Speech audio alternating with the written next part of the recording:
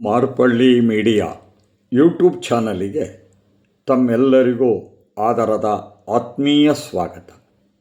ಸ್ನೇಹಿತರೆ, ಕನ್ನಡ ನಾಡನ್ನು ಆಳಿದಂತಹ ಅನೇಕ ಪ್ರಸಿದ್ಧ ರಾಜಮನೆತನಗಳಲ್ಲಿ ನಮ್ಮ ಕೆಳದಿ ನಾಯಕರ ಆಡಳಿತ ಮತ್ತು ಕಲಾವೈಭವ ಹಾಗೂ ಸಂಸ್ಕೃತಿಗೆ ನೀಡಿದಂತಹ ಕೊಡುಗೆ ಸ್ಮರಣೀಯ.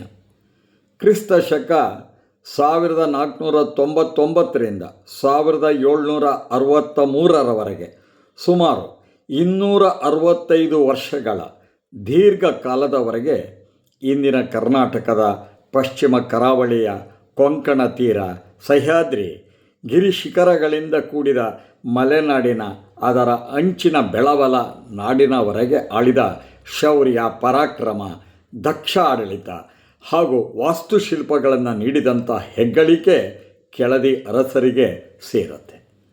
ಕ್ರಿಸ್ತ ಶಕ 1640ರಿಂದ ಕೆಳದಿ ನಾಯಕರ ರಾಜಧಾನಿಯಾಗಿ ಈಗಿನ ನಗರ ಅಂದರೆ ಬಿದನೂರು ವೈಭವದಿಂದ ಮೆರೆದಿತ್ತು. ಇದಕ್ಕೆ ಸಾಕ್ಷೀಭೂತವಾಗಿ ಬಿದನೂರಿನ ಕೋಟೆ ಕೊತ್ತಲುಗಳು ಕಣ್ಮುಂದೆ ಕಾಣಿಸುತ್ತದೆ. ಜೊತೆಗೆ ತಾವು ನೋಡ್ತಾ ಇದ್ದೀರಿ, ಇಲ್ಲಿರುವಂಥ ದೇವಗಂಗಾ ಕೊಳವಂತೂ ಅದ್ಭುತವಾದ ಕಲಾ ವೈಭವದ ಕೌತುಕವನ್ನು ಉಂಟು ಮಾಡುತ್ತೆ. ಸ್ನೇಹಿತರೆ, ಬಿದನೂರು ನಗರದ ಕೋಟೆಯಿಂದ ಕೊಲ್ಲೂರು ಮಾರ್ಗದಲ್ಲಿ ಸುಮಾರು 4 ಕಿಲೋಮೀಟರ್ ದೂರ ಸಾಗಿದರೆ ಬಸವನ ಬೈನೆ ಎಂಬಲ್ಲಿ ಕೆಳದಿ ಅರಸರ ಶಿಥಿಲಗೊಂಡ ಸಮಾಧಿಗಳು ಹಾಗೂ ಇದೇ ರಸ್ತೆಯ ಬಲಕ್ಕೆ ಹೋದಾಗ ಅದ್ಭುತವಾದ ಕಲಾ ಕೌಶಲ್ಯದ ಜೊತೆಗೆ ಇಂದಿನ ಟೆಕ್ನಾಲಜಿಗೆ ಸಮಾನವಾಗಿ ಬೆರಗುಗೊಳಿಸುವಂತಹ ದೇವಗಂಗೆಯ ಕೊಳ ಕಾಣಿಸುತ್ತಿದೆ. ನೋಡಿ, ತೋರಿಸ್ತಾ ಇದ್ದೇನೆ. ದೇವಗಂಗೆಯ ಕೊಳ ಎಲ್ಲ ಕೊಳದಂತೆ ಸಾಮಾನ್ಯವಾದಂಥ ಕೊಳ ಅಲ್ಲ. ಇದರ ವಿಶೇಷತೆಯೇ ಅದ್ಭುತ ಕೌತುಕದಿಂದ ಕೂಡಿದೆ. ಸ್ನೇಹಿತರೆ, ಈಗ ತಾವು ನೋಡ್ತಾ ಇರುವಂತಹ ಈ ದೇವಗಂಗೆಯ ಕೊಳ 86.93 ಮೀಟರ್ ಉದ್ದ ಹಾಗೂ 29.89 ಮೀಟರ್ ಅಗಲದ ವಿಸ್ತೀರ್ಣವನ್ನು ಹೊಂದಿದೆ. ಸ್ನೇಹಿತರೆ, ಈಗ ನಿಮಗೆ ನೋಡಿ, ನೀರು ತುಂಬಿರುವಂತಹ ಈ ಕೊಳವನ್ನು ತೋರಿಸ್ತಾ ಇದ್ದೇನೆ. ಸ್ನೇಹಿತರೆ, ಇದರ ಅಳತೆ 25.32 ಮೀಟರ್ ಉದ್ದ ಮತ್ತು 17.69 ಮೀಟರ್ ಅಗಲವಾಗಿದೆ. ನೀವು ಬೇಸಿಗೆಗಾಲಕ್ಕಾದರೂ ಬನ್ನಿ, ಮಳೆಗಾಲಕ್ಕಾದರೂ ಬಂದು, ಇಲ್ಲಿ ನೀರು ಮಾತ್ರ ಒಂದೇ ಮಟ್ಟದಲ್ಲಿರುತ್ತೆ. ಅಷ್ಟೇ ಅಲ್ಲ, ನೀರು ಸ್ವಚ್ಛಂದವಾಗಿದೆ. ಸ್ನೇಹಿತರೆ, ಇಲ್ಲಿನ ವಿಶೇಷ ಇನ್ನೊಂದು ಅಂದರೆ, ಈ ಕೊಳದ ಒಳಗೆ ಒಟ್ಟು 7 ಕೊಳಗಳಿದೆ. ಈ 7 ಕೊಳಗಳಲ್ಲಿ ವಿಭಿನ್ನ ರೀತಿಯಲ್ಲಿ ನಕ್ಷತ್ರಾಕಾರದ ಒಂದು ಹಾಗೂ ಕಮಲಾಕಾರದ ಕೊಳಗಳಿದೆ. ಸ್ನೇಹಿತರೆ, ಒಂದೊಂದೇ ಕೊಳಗಳನ್ನು ತೋರಿಸ್ತಾ ಇದ್ದೇನೆ. ನೋಡಿ, ಎಷ್ಟು ಪುಟ್ಟ ಕೊಳವಾದರೂ ಅಲ್ಲಿ ಸಣ್ಣ ಸಣ್ಣ ಮೀನುಗಳು. ಸ್ನೇಹಿತರೆ, ಇಲ್ಲಿ ನೋಡಿ, ಕಾಲುವೆ ರೀತಿ, ಕಲ್ಲಿನ ಕಾಲುವೆ, ಚಿಕ್ಕದಾದಂಥ ಕಿರಿದಾದ ಕಾಲುವೆ. ಆ ಕಾಲುವೆಯಿಂದ ನೀರು ಬರುವಂಥದ್ದು, ಹೋಗುವಂಥದ್ದು.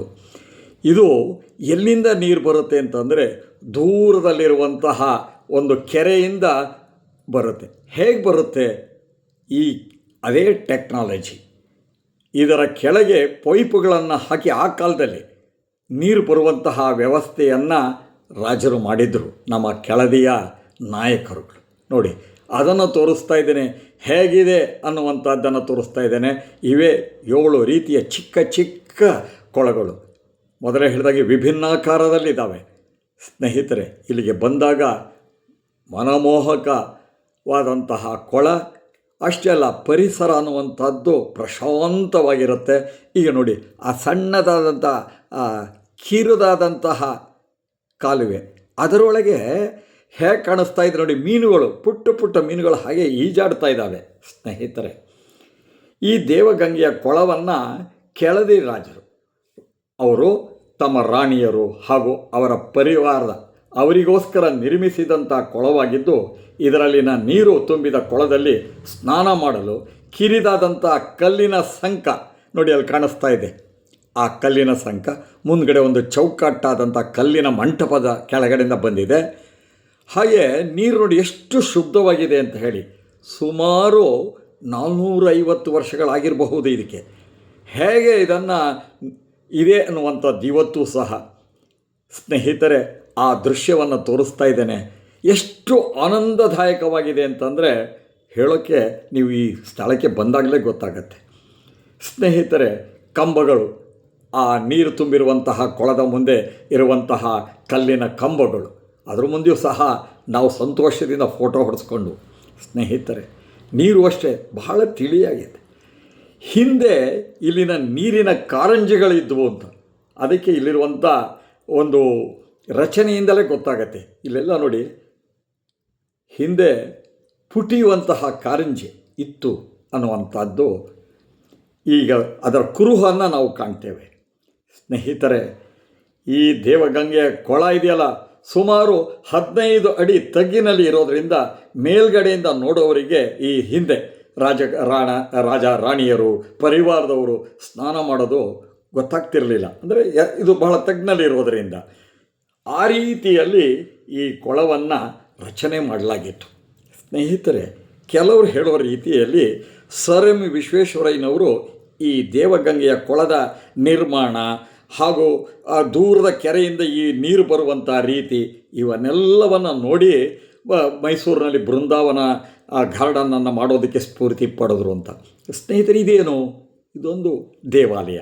ಯಾಕೆ ಅಂತಂದರೆ ಈ ಕೊಳೆಗೆ 2 ಪಾವಟಿಕೆ, ಅಂದರೆ ಮೆಟ್ಲುಗಳು.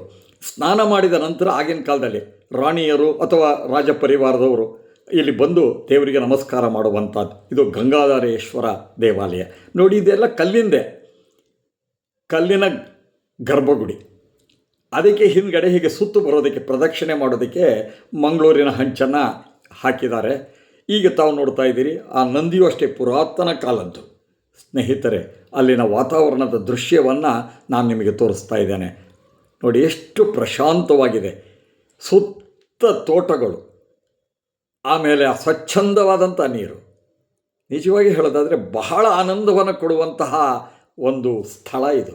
ಸ್ನೇಹಿತರೆ, ದಯಮಾಡಿ, ಇದು ನಮ್ಮ ಶಿವಮೊಗ್ಗದಲ್ಲೇ ಇರೋದರಿಂದ, ಅಂದರೆ ಶಿವಮೊಗ್ಗ ಜಿಲ್ಲೆಯ ಹೊಸನಗರದಲ್ಲಿ ಇರೋದರಿಂದ ನಾವು ಯಾವುದೇ ಕಾಲಕ್ಕೆ ಹೋಗಲಿ ನಮಗೆ ಇಲ್ಲಿ ಸಿಗುವಂಥ ಆನಂದ ಇದೆಯಲ್ಲ, ಅನುಭೂತಿ ವರ್ಣನಾತೀತ. ಸ್ನೇಹಿತರೆ, ಇಲ್ಲಿರುವಂತಹ ಪ್ರಕೃತಿ ಸೌಂದರ್ಯ, ಪರಿಸರ, ತೋಟ ಆಹ್ಲಾದಕರವಾಗಿದೆ.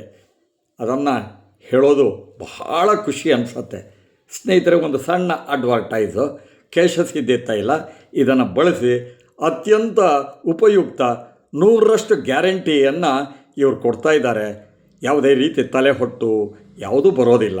ಸ್ನೇಹಿತರೆ, ಈಗ ಮತ್ತೆ ನಿಮಗೆ ದೇವಗಂಗೆಯ ಕೊಳದ ಬಗ್ಗೆ ಹೇಳಿದ್ದೇನೆ. ತಮ್ಮೆಲ್ಲರಿಗೂ ಮತ್ತೊಮ್ಮೆ ಧನ್ಯವಾದಗಳನ್ನು ಸಲ್ಲಿಸ್ತಾ ಇದ್ದೇನೆ.